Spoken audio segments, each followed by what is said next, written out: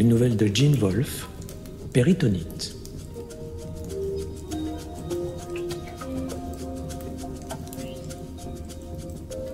Voici l'histoire de Greylock qu'a racontée avant que les hommes du coup ne soient à jamais dispersés, avant le grand exode et l'errance dans les territoires glacés de la faim.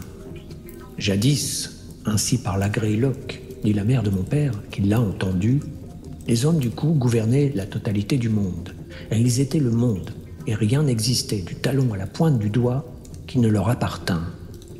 En ce temps-là, une jeune fille pouvait dîner au mollet, aller boire aux yeux et dormir où bon lui semblait sans risquer de se faire molester. On disait frère ou sœur quand on rencontrait un enfant et on respectait les vieillards.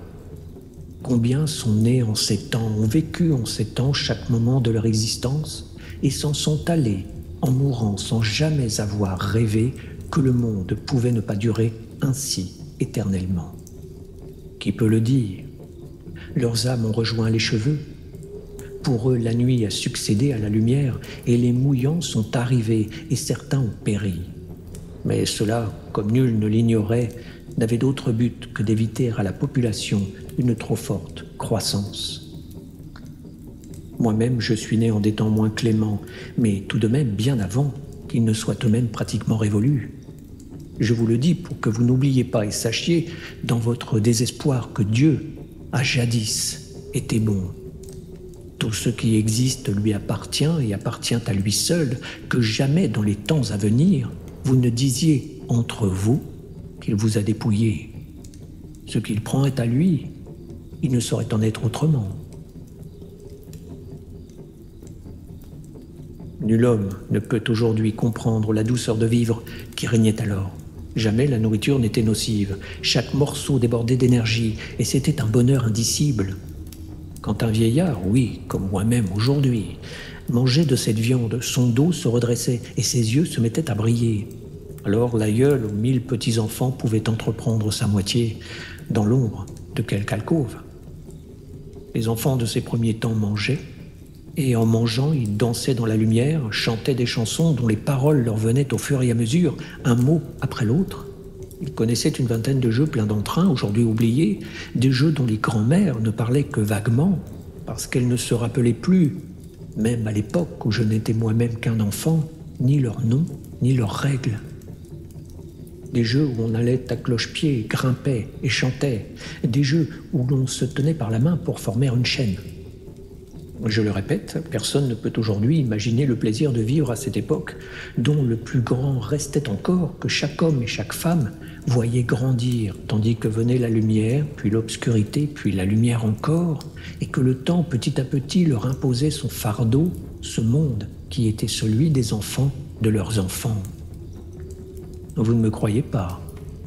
Oh, je ne saurais vous en blâmer. Comment le pourriez-vous? Vous qui n'avez fait que le voir se rétrécir toute votre vie, oui, après avoir déjà entendu votre père dire qu'il en était allé de même tout au long de la leur. Mais je vous dis la vérité, il devenait plus vaste et plus beau, on sentait la chaleur s'accroître.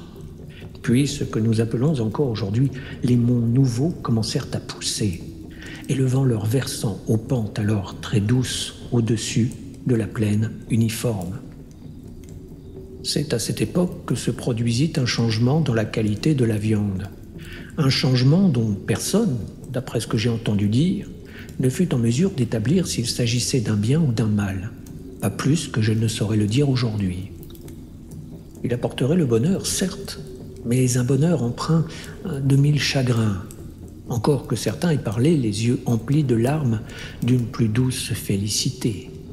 Ceux qui mangeaient ne chantaient plus, ils psalmodiaient. Les anciens mots, autrefois si doux à la bouche, étaient devenus des choses inhabituelles et insolites, des mélopées suscitant la joie, les larmes ou la terreur, même chez ceux qui observaient le jeûne.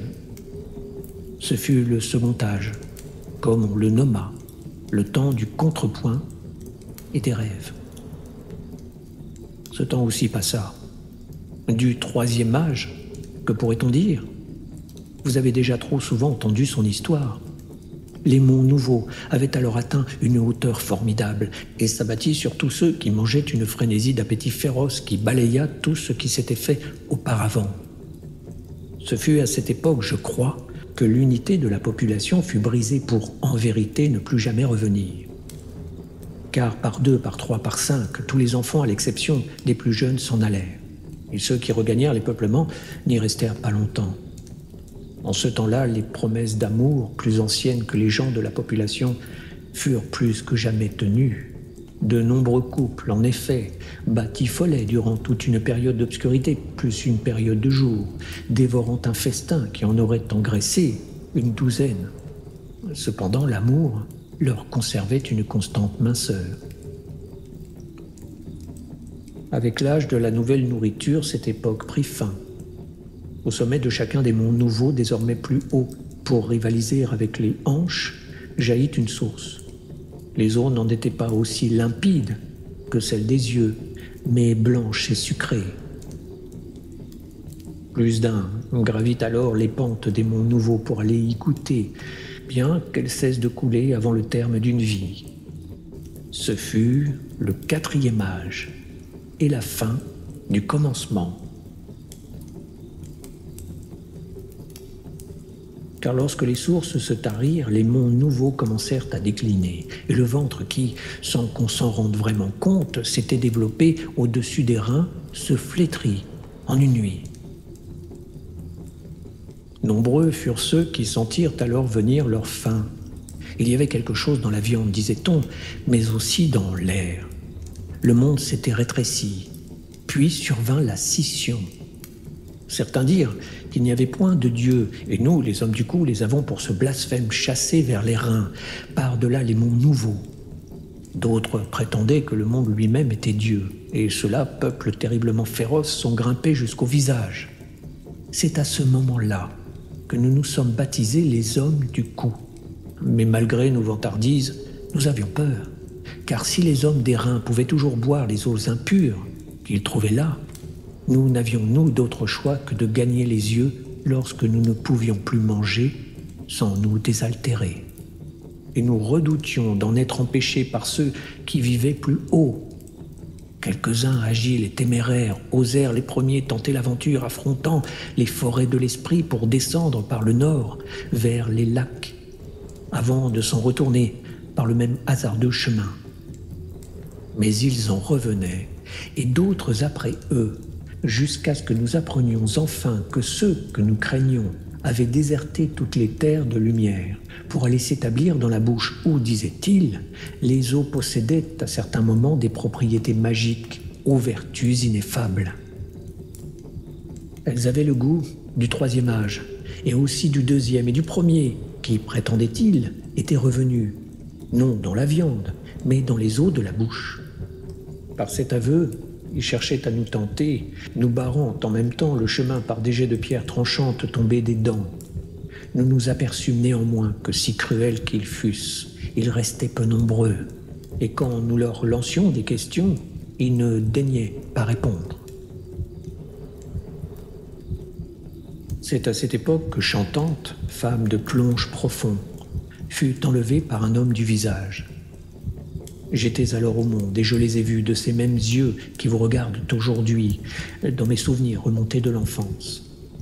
Plonge profond n'était pas plus robuste que les autres hommes, ni plus alerte, et il en était de plus malin que lui. Pourquoi donc faisait-il figure de héros, lui et pas les autres? J'ai posé la question à mes parents. Leur réponse fut qu'il avait accompli une chose extraordinaire en allant, à toujours noir, chercher la femme qu'il aimait. Mais cette réponse n'en était pas une. N'importe quel autre homme plus robuste, plus alerte et plus astucieux n'en aurait-il pas fait autant? Non, il y avait en lui quelque chose de plus grand que la force ou la ruse, ce quelque chose qui le poussait toujours plus en avant. C'est cela qui fit de Plonge profond un héros, qui le fit s'enfoncer dans toujours noir et revenir vivant à la lumière. Quant à Chantante, que peut en dire un vieil homme? Sa beauté m'a poursuivi, si vous voulez, même si je n'étais alors qu'un petit garçon. Je n'ai jamais vu son égal et n'en verrai jamais plus. Sa présence nous ennoblissait. Dès qu'elle apparaissait quelque part et tout le monde qu'elle y restait, l'endroit n'était que beauté et béatitude. Du crime qui fut commis sur sa personne, je ne sais, étant trop jeune à l'époque, que ce qu'on m'en a raconté, je le livre tel quel.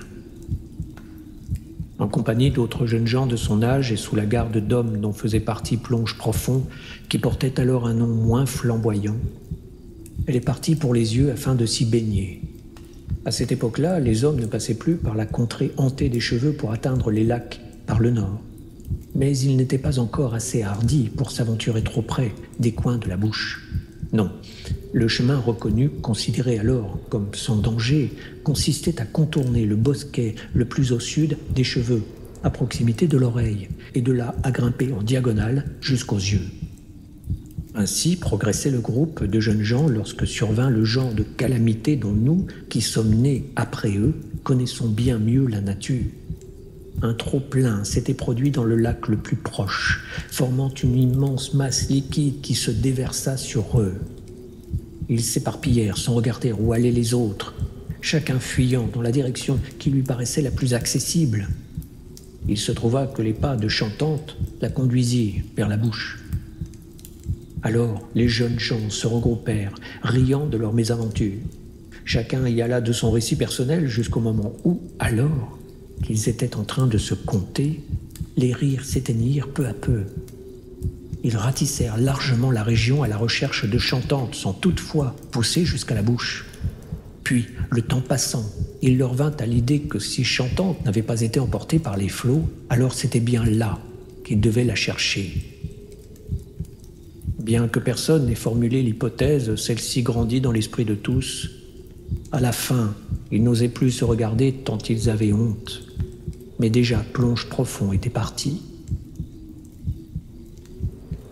Il n'avait dit mot de son plan à quiconque et était parti seul vers les lèvres et leurs précipices. Là, de ces hauteurs obscures au sinistre présage, tandis qu'il contemplait seul les dents qui s'élevaient face à lui. Porte formidable du royaume sans soleil, il trouva en lui la force d'entrer. Les hommes comme lui sont d'une autre trempe que nous, même s'ils marchent parmi nous. En voyant un vivant marcher sans crainte en un lieu où ils ont commune de prendre leurs aises autant qu'il est permis aux morts, les spectres qui hantent à jamais les cheveux ont pu le prendre pour un des leurs.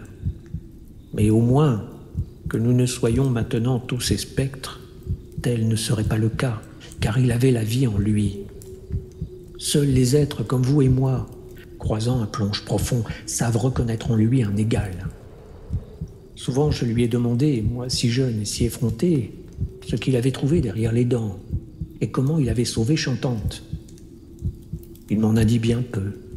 D'après lui, il y a des cavernes emplies d'eau sous la langue.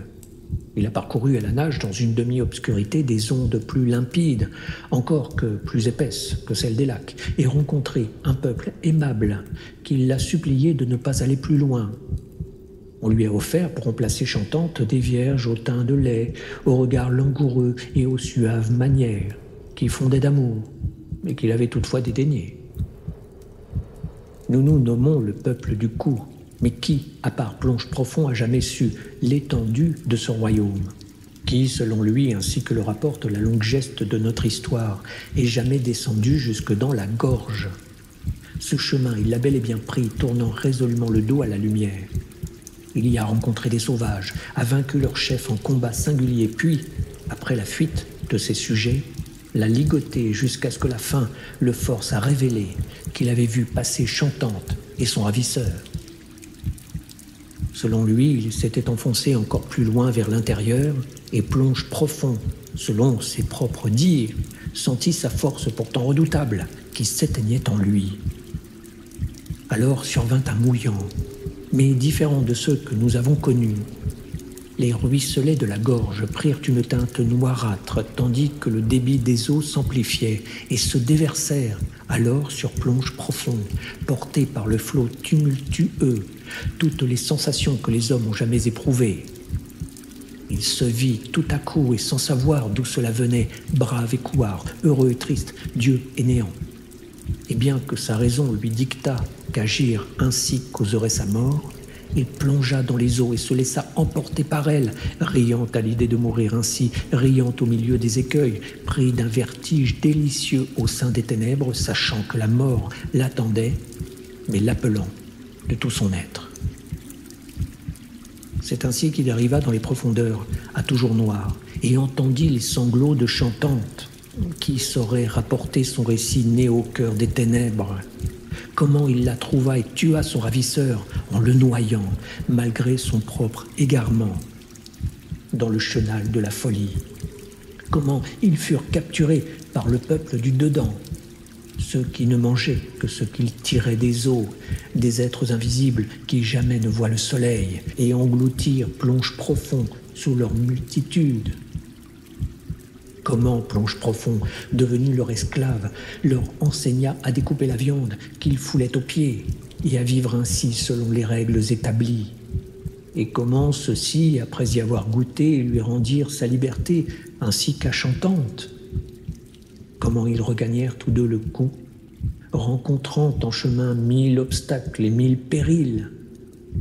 Tout cela me dépasse. Mais vous devez connaître le courage et l'histoire de votre peuple avant d'aller plus loin. Et cela, je vous l'ai raconté. Aujourd'hui, plaines et collines sont froides. Le monde lui-même est en train de mourir, s'il n'est déjà mort, et les ghouls sont partout. L'heure est venue, pour vous, de partir.